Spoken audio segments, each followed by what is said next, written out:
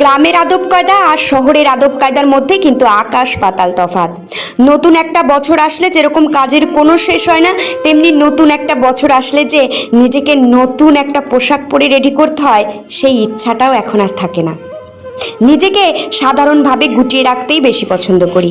বাইরের সমস্ত বাসি কাজ কমপ্লিট করে স্নান করে ঠাকুরকে আগে ভোগ নিবেদন করে বরমশাই নিয়ে এসছে বাজার থেকে মাটন।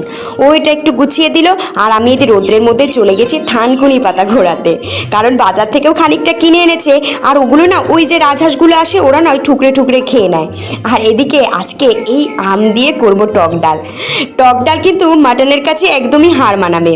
আর এদিকে আমি টক ডালটাও বসিয়ে দিয়েছি, আর ওটা রেডি করে আমি বসিয়ে দিয়েছি ভাতটা কমপ্লিট করলাম। তারপরে এদিকে ওই যে থানকুনি পাতা, ওই দিয়ে পুঁটি মাছ দিয়ে রান্না করব। খেতে কিন্তু অসাধারণ লাগে। বড়মশাইকে আজকে দায়িত্ব দিয়েছি মাটনটা রান্না করার, কারণ তুমি আজ বাড়ি আছো, এই সুযোগ মিস করা